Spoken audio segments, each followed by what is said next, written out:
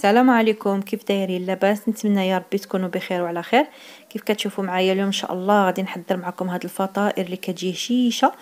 يعني هاد العجينه هادي معتمده عندي، كنصايب بها بزاف ديال الاشكال ديال بحال هاد المملحات، كتجي رائعه وممتازه. تبعوا معايا المكونات ديالها اللي هي جد بسيطه وفي المتناول بحول الله. نبداو بسم الله. اول حاجه الدقيق الابيض عندي 600 غرام ديال الدقيق، وعندي هنايا 2 ديال الكيسان ونص ديال العنبه ماء دافئ، وعندي هنايا هذا القياس هذا كيعادل 350 غرام ديال الماء، 350 غرام دائما بكاس العنبه كيف كنقول لكم.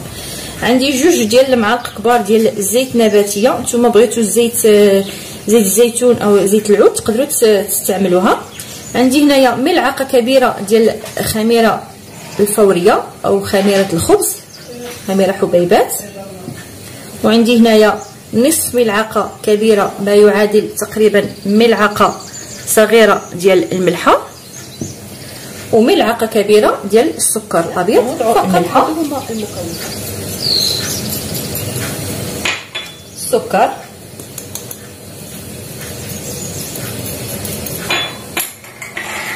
والخميره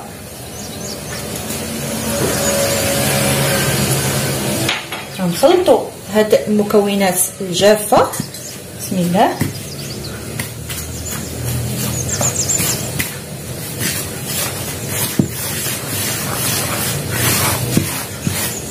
هاد العجين هذا كيجي ممتاز، وغادي نحضروا بشكل جديد من المعجنات. غادي نضيف الزيت. بسم الله. 2 ديال المعالق كبار كيف قلت لكم ديال الزيت، وغادي ندمجهم مع الدقيق. نتوما هاد العمليه ديال الزيت اذا ما بغيتوش يعني ديروها بهاد الطريقه تقدروا توضعوها في الماء وتعجنوا بها. انا كنبغي يعني نديرها في الدقيق باش الدقيق يتلبس كامل بالزيت من الاول. غادي نوضع الماء غير شويه بشويه، يعني واخا عطيتكم القياس كيرجع على حسب الدقيق، شويه بشويه غنوضعوا الماء.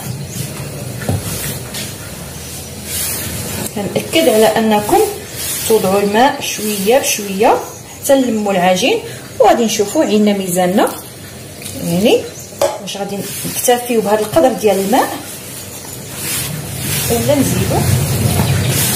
هاد الاثناء انا العجين مازال خاصو شويه ديال الماء، يعني غادي نحاول نوصل 3 الكيسان ديال الماء ديال العنبه. غادي نزيد الماء. انا ضفت يعني النصف الكاس الاخر باش وصلت 3 الكيسان ديال الماء الدافئ.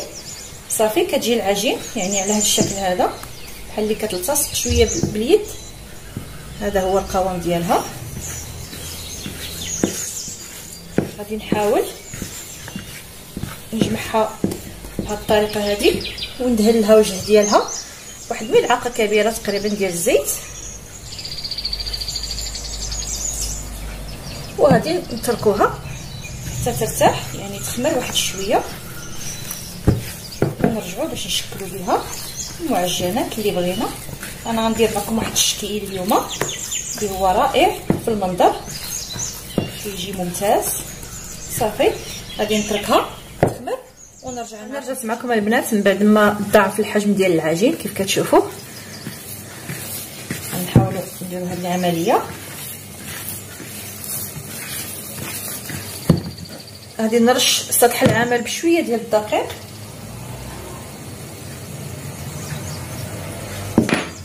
ونهبطوا العجين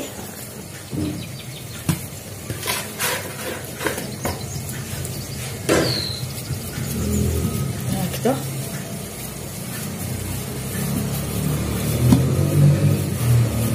عجينه ممتازه ورخوه. نديرها بهذا الشكل هذا، نرش واحد شويه. غادي نقطعوها قطع متساويه هكذا، نقادوهم باش يجيونا بنفس الحجم.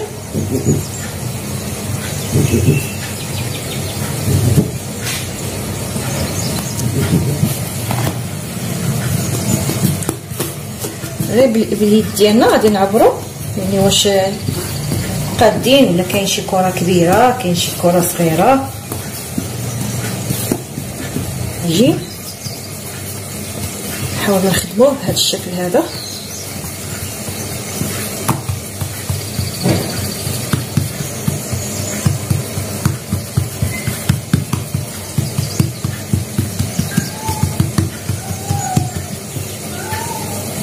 هكذا.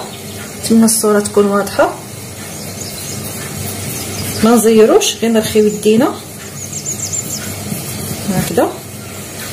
نتاكدوا بان جميع الاطراف مسدوده.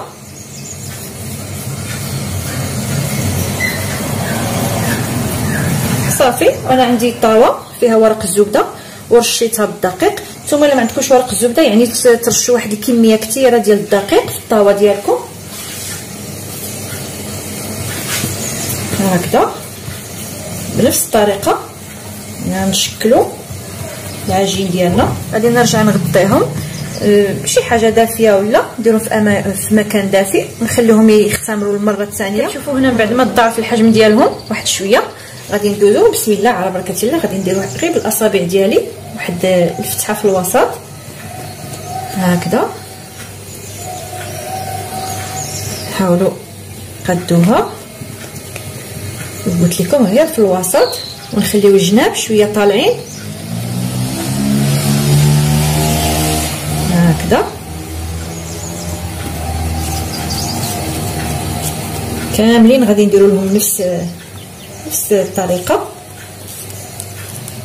كنوضعوها في الوسط. نتوما الا بغيتو تستغناو على لاصوص ماشي مشكل بهذه الطريقه.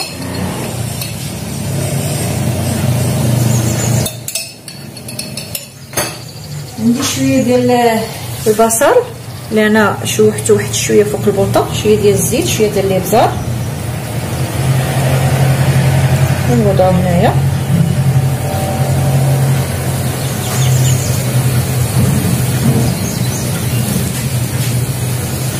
اي حاجه عندكم في الدار تقدروا يعني تستعملوها. النقانق او السوسيس حتى هو غادي نوضعوه. الفلفل بالالوان انا درت لها غير شويه ديال الزيت، شويه ديال الملحه، رخيتها غير واحد شويه يعني ماشي بزاف. غادي نزينو بها.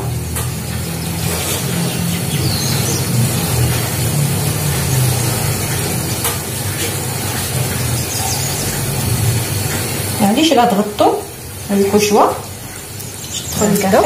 والفرن راه عندنا مشعول، يعني انا مسخناته على 180 درجه.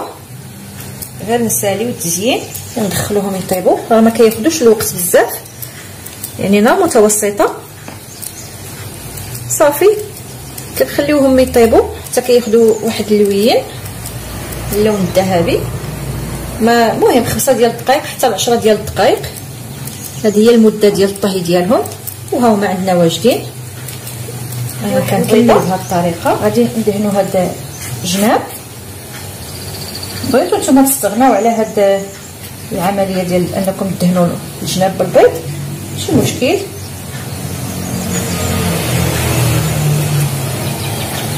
باش يجيو اللون يعني ذهبي وزوين.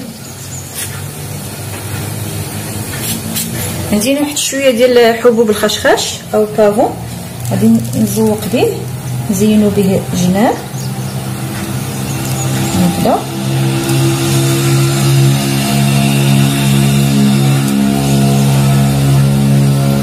كزينه فقط.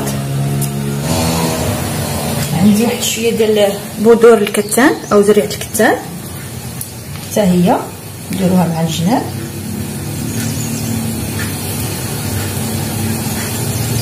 حتى هي بالسمسم او الزنجلان.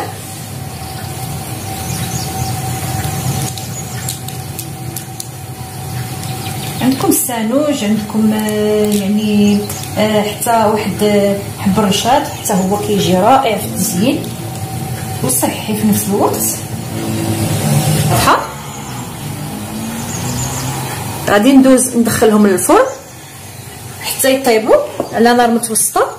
ملي نخرجهم ان شاء الله غادي تشوفوهم معايا البنات. هنا من بعد ما تحمروا غادي خرجتهم وغادي ندير عليهم الفرماج باش ما يتحرقش الفرماج، نخليهم حتى ينضجوا. غادي نحطو فوق منهم الفرماج، فقط يذوب لينا واحد شويه ديال الفرماج. هذا هو الشكل النهائي ديال المملحات ديال اليوم اللي تقاسمتها معكم. نتمنى تجربوها. كيف كتشوفوا كتجي هشيشه ورطبين والمذاق ممتاز صراحه. هاد العجينه هي اللي معتمده عندي، يعني كنديرها في المملحات بحال هاد الشكل هذا، بحال يعني عده اشكال ديال المملحات، وانتم لكم يعني الابتكار في هاد المملحات هذه اللي كتجي زوينه. انا عطيتكم يعني العجين المعتمد عندي، نتمنى تجربوه وهكذا يصبح عندكم نتوما معتمد في الانواع ديال المملحات. الى فيديو مقبل بحول الله، ما تنساوناش بالبارطاج مع الاصدقاء ومع الحباب هكذا باش تعم الفائده. الى وصفه مقبله بحول الله. سلام البنات.